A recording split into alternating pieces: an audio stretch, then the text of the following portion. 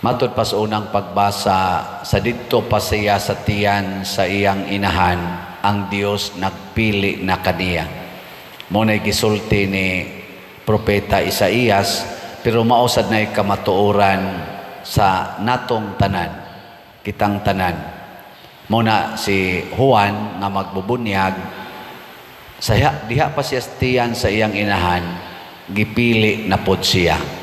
Doon na siya specific mission.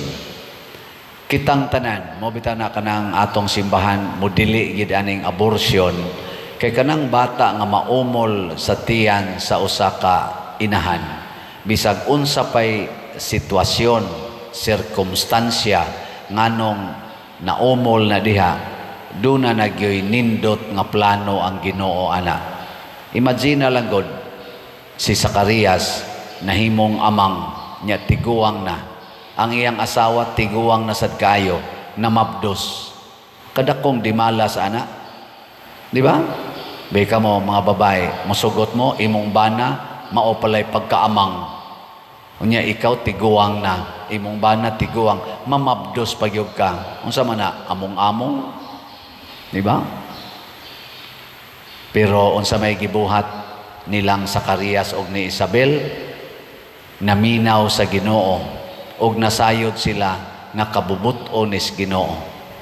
Hangtod sa paghatag og ngan sa ilang anak, gisunod nilang Ginoo.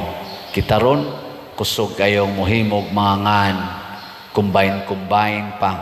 Munang mahog na lagmurag katawanan ang mga ngan karon og kaha dili masabtan. Ngano man ang gipaminaw na ron sa mga batan-on nga mga magtiayon, ang ilan ng kaugalingong gusto.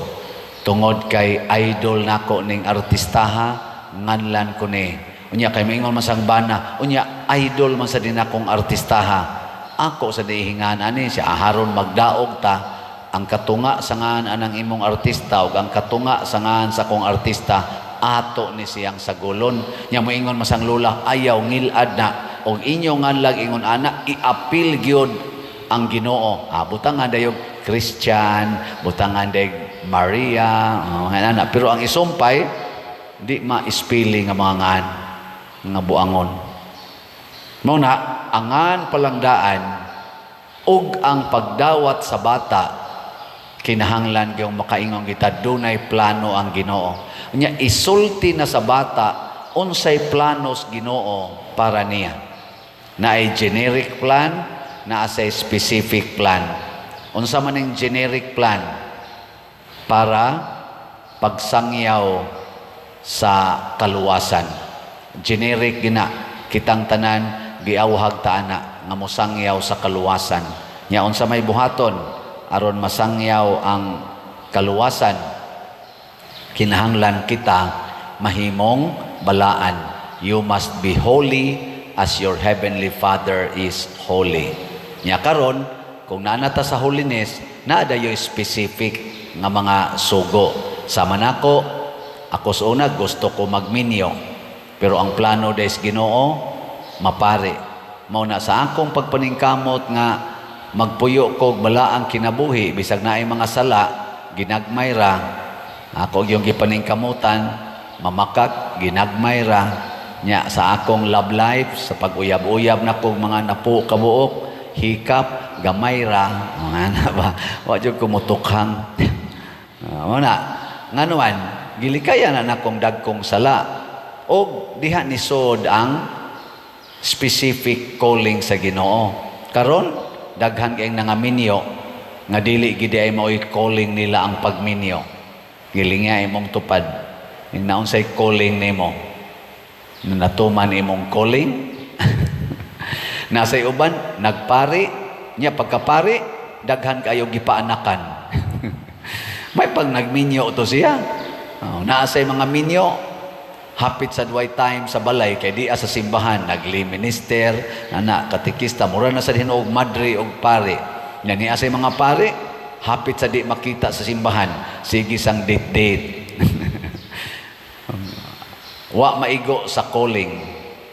O niya, kung naa na sa atong tawag, ang pagpuyo na sad diha sa tawag sa Ginoo.